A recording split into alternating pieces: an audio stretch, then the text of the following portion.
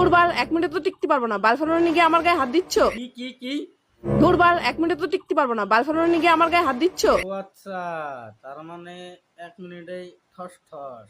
তো যাই হোক, এই মুরব্বী লোক আর মেয়ে লোক মানুষ ভিডিও থেকে ভাগছে না। ভালো, খুব ভালো। কারণ আজকের ভিডিওটা খুবই খাতরা, আর এই খাতরা ভিডিওটা শুধু খাতরা লোকের জন্য।